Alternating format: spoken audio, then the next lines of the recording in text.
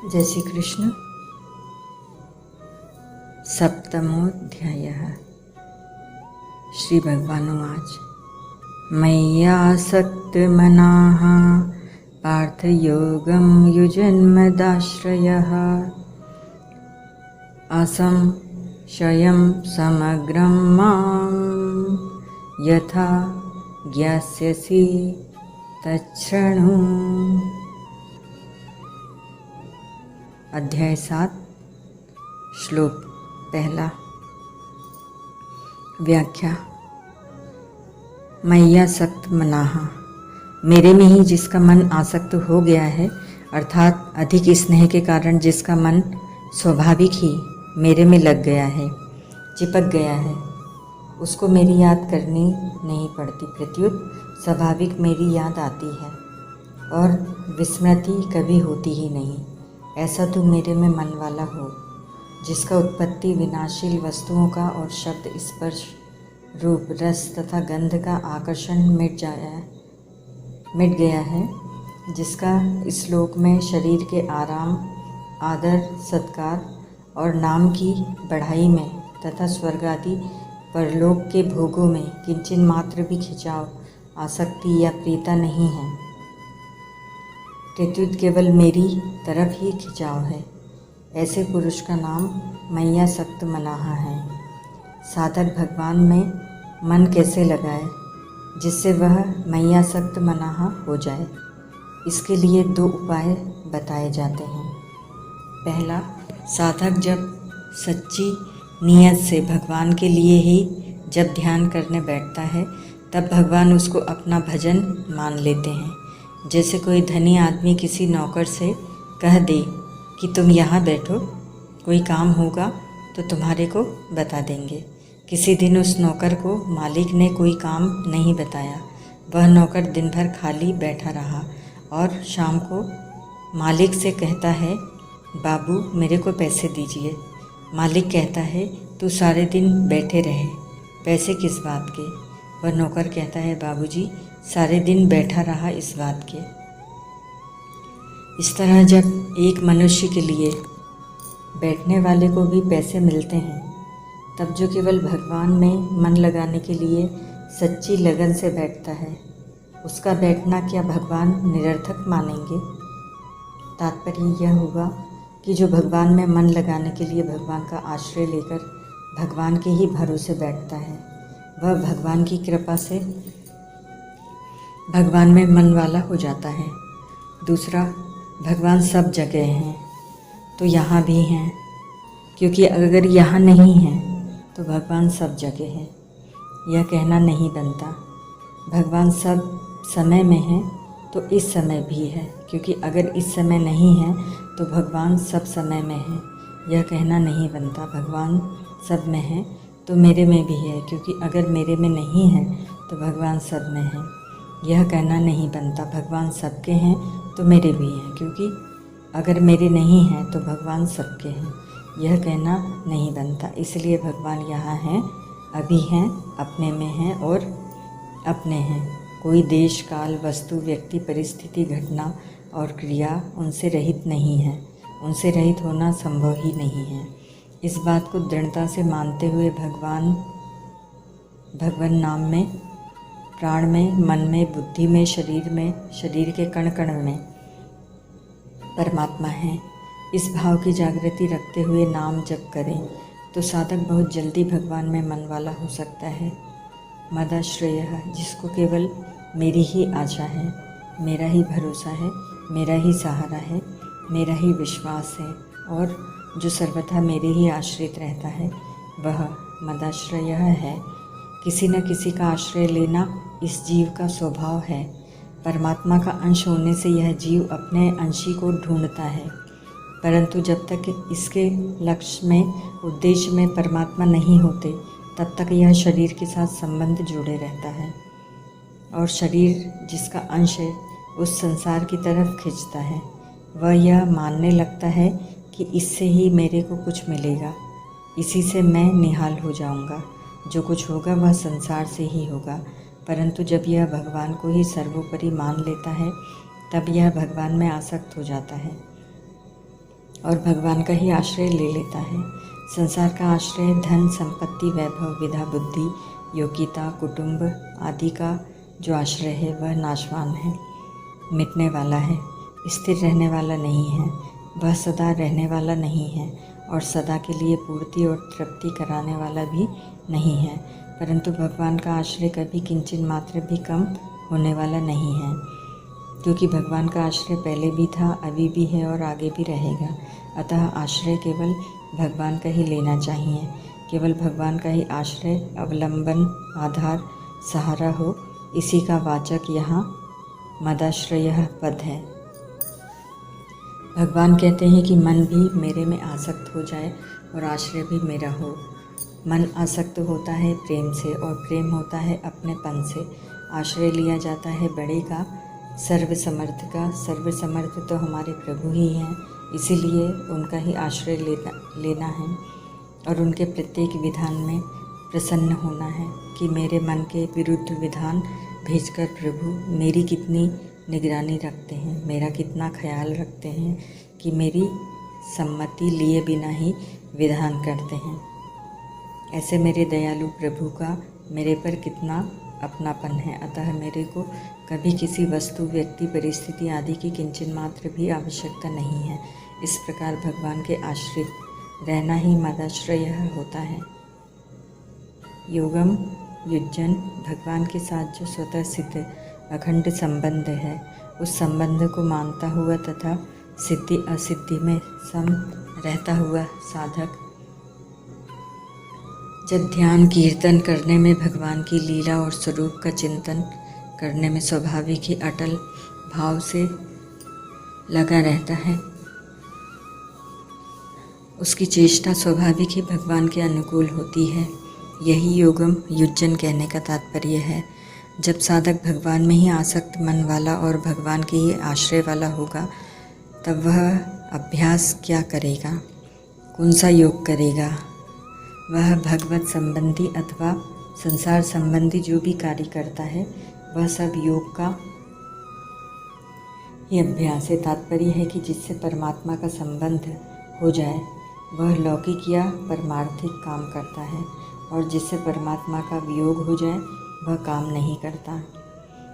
असंशयम समग्रम माम, जिसका मन भगवान में आसक्त हो गया है, जो सर्वथा भगवान के आश्रित हो गया है और जिसने भगवान के संबंध को स्वीकार कर लिया है, ऐसा पुरुष भगवान के समग्र रूप को जान लेता है। अर्थात सगुण, निर्गुण, साकार, निराकार, अवतार, अवतारी और शिव, गणेश, सूर्य, विष्णु आदि जितने रूप हैं, उन सबको वह जान लेता है। भगवान अपने भक्त की बात कहते कहते अघाते नहीं हैं और कहते हैं कि ज्ञान मार्ग से चलने वाला तो मेरे को जान सकता है और प्राप्त कर सकता है, परंतु भक्ति से तो मेरा भक्त समग्र रूप को जान सकता है और इष्ट का अर्थात जिस रूप से मेरी उपासना करता है, उस रूप का दर्शन भी कर सकता है। यथा ज्ञास्यसि तच्छृणु, यहाँ यथा पद से प्रकार बताया गया है कि तू जिस प्रकार जान सके वह प्रकार भी कहूँगा, और तत्पद से बताया गया है कि जिस तत्व को तू जान सकता है उसका मैं वर्णन करता हूँ, तू सुन। छठे अध्याय के 47वें श्लोक में श्रद्धावान भजते यो माम समय युक्त तमो मतः पदों में प्रथम पुरुष वह का प्रयोग करके सामान्य बात कही थी, और यहाँ 7वां अध्याय आरंभ करते हुए यथा ज्ञास्यसि तच्छृणु पदों में मध्य पुरुष तू का प्रयोग करके अर्जुन के लिए विशेषता से कहते हैं कि तू जिस प्रकार मेरे समग्र रूप को जानेगा वह मेरे से सुन। इससे पहले के 6 अध्यायों में भगवान के लिए समग्र शब्द नहीं आया है।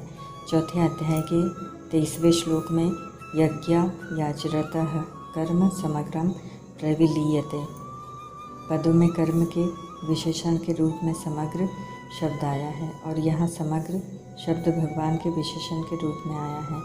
समग्र शब्द में भगवान का तात्विक स्वरूप सबका सब आ जाता है, बाकी कुछ नहीं बचता। विशेष बात, पहला श्लोक में आसक्ति केवल मेरे में ही हो, आश्रय भी केवल मेरा ही हो। फिर योग का अभ्यास किया जाए तो मेरे समग्र रूप को जान लेगा। ऐसा कहने में भगवान का तात्पर्य है कि अगर मनुष्य की आसक्ति भोगों में है और आश्रय रुपये, पैसे, कुटुंब आदि का है तो कर्मयोग, ज्ञान योग, ध्यान योग आदि किसी योग का अभ्यास करता हुआ भी मेरे को ही नहीं जान सकता। मेरे समग्र रूप को जानने के लिए तो मेरे में ही प्रेम हो, मेरा ही आश्रय हो, मेरे से किसी भी कार्य पूर्ति की इच्छा न हो, ऐसा होना चाहिए। और ऐसा नहीं होना चाहिए। इस कामना को छोड़कर भगवान जो करते हैं वही होना चाहिए, और भगवान जो नहीं करना चाहते वह नहीं होना चाहिए। इस भाव से केवल मेरा आश्रय लेता है वह मेरे समग्र रूप को जान लेता है।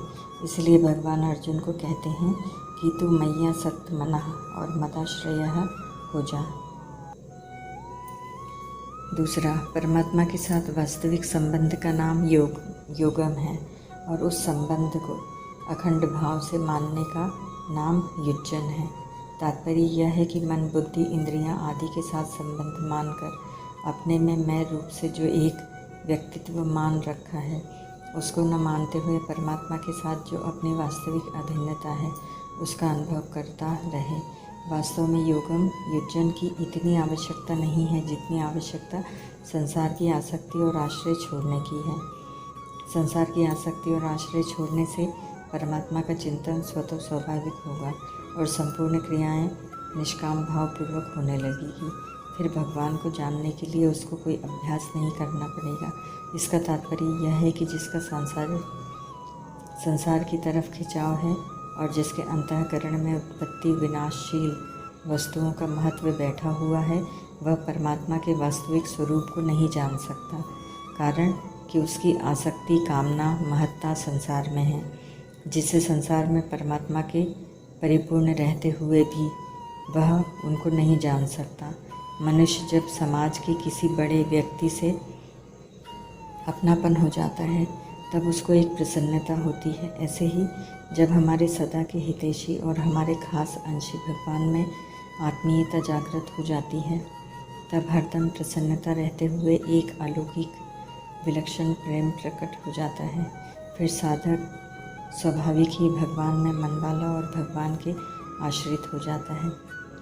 शरणागति के पर्याय आश्रय, अवलंबन, अधीनता, प्रपत्ति और सहारा, ये सभी शब्द शरणागति के पर्यायवाचक होते हुए भी अपना अलग अर्थ रखते हैं। जैसे पहला आश्रय, जैसे हम पृथ्वी के आधार के बिना जी नहीं सकते और उठना बैठना आदि कुछ कर ही नहीं सकते, ऐसे ही प्रभु के आधार के बिना हम जी नहीं सकते और कुछ भी कर नहीं सकते। जीना और कुछ भी करना प्रभु के आधार से ही होता है, इसी को आश्रय कहते हैं। स्थूल से लेकर सूक्ष्म तक वर्णन करना, जैसे भूमि से जल सूक्ष्म है, जल से अग्नि सूक्ष्म है, अग्नि से वायु सूक्ष्म है आदि। यह यथा कहने का तात्पर्य है कि इस यथा अर्थात प्रकार का वर्णन इसी अध्याय के 4 से 7वें श्लोक तक हुआ है। दूसरा जो कुछ कार्य संसार दिखता है उसमें कारण रूप से भगवान ही है, यह तत् कहने का तात्पर्य है। इसका वर्णन इसी अध्याय के 8वें से 12वें श्लोक तक हुआ है। इसी को आश्रय कहते हैं। अवलंबन, जैसे किसी के हाथ की हड्डी टूटने पर डॉक्टर लोग उस पर पट्टी बांधकर उसको गले के सहारे लटका देते हैं तो वह हाथ गले के अवलंबित हो जाता है। ऐसे ही संसार से निराश और अनाश्रित होकर भगवान के गले पड़ने अर्थात भगवान को पकड़ लेने का नाम अवलंबन है। तीसरा अधीनता। अधीनता 2 तरह से होती है। पहली, कोई हमें ज़बरदस्ती से अधीन कर ले या पकड़ ले, और दूसरी, हम अपनी तरफ से किसी के अधीन हो जाएं या उसके दास बन जाएं। ऐसे ही अपना कुछ भी प्रयोजन न रखकर अर्थात केवल भगवान को लेकर ही अनन्य भाव से सर्वथा भगवान का दास बन जाना और केवल भगवान को ही अपना स्वामी मान लेना अधीनता है। प्रपत्ति, जैसे कोई किसी समर्थ के चरणों में लंबा पड़ जाता है, ऐसे ही संसार की तरफ से सर्वथा निराश होकर भगवान के चरणों में गिर जाना प्रपत्ति प्रपन्नता है। 5वां सहारा। जैसे जल में डूबने वाले को किसी वृक्ष, लता, रस्से आदि का आधार मिल जाए, ऐसे ही संसार में बार बार जन्म मरण में डूबने के भय से भगवान का आधार ले लेना सहारा है। इस प्रकार उपर्युक्त सभी शब्दों में केवल शरणागति का भाव प्रकट होता है। शरणागति तब होती है जब भगवान में ही आसक्ति हो और भगवान का ही आश्रय हो, अर्थात भगवान में ही मन लगे और भगवान में ही बुद्धि लगे।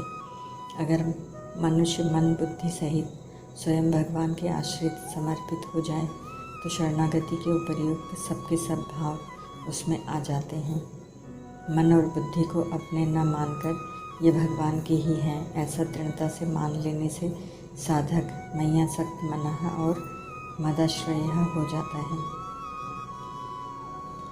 सांसारिक वस्तु मात्र प्रतिक्षण प्रलय की तरफ जा रही है और किसी भी वस्तु से अपना नित्य संबंध है ही नहीं, यह सबका अनुभव है। अगर इस अनुभव को महत्व दिया जाए, अर्थात मिटने वाले संबंध को अपना न माना जाए, तो अपने कल्याण का उद्देश्य होने से भगवान की शरणागति स्वतः आ जाएगी।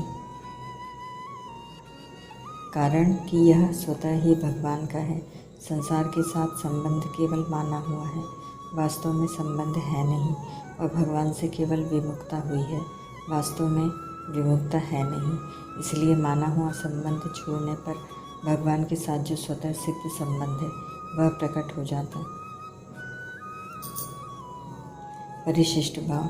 जिसका मन स्वाभाविक ही भगवान की तरफ खिंच गया है, जो सर्वथा भगवान के आश्रित हो गया है और जिसने भगवान के साथ अपने स्वतः सिद्ध नित्य योग आत्मीय संबंध को स्वीकार कर लिया है, वह भक्त भगवान के समग्र रूप को जान लेता है। सब कुछ भगवान ही है, यह भगवान का समग्र रूप है। मय्यासक्त मनः में प्रेम की और मदाश्रय में श्रद्धा की मुख्यता है। समग्रम माम, इसमें समग्रम समग्र रूप विशेषण है और माम भाव भगवान विशेष्य है। भक्त का संबंध विशेषण के साथ न होकर विशेष्य के साथ होता है। 6ठे अध्याय के अंत में श्रद्धावान भजते यो माम पदों से आए माम का क्या स्वरूप है, इसको भगवान यहाँ बताते हैं कि वह माम मेरा समग्र रूप है। यथा ज्ञास्यसि तच्छृणु, उस समग्र रूप का वर्णन मैं इस प्रकार ढंग युक्ति शैली से करूँगा जिससे तू मेरे को सुगमतापूर्वक यथार्थ रूप से जान लेगा। अर्जुन ने पिछले अध्याय में अपना संशय प्रकट किया था। एतन में संशयम कृष्ण 6:39। इसीलिए भगवान कहते हैं कि अब मैं वही बात कहूँगा जिससे कोई संशय बाकी न रहे। ओम तत्सत।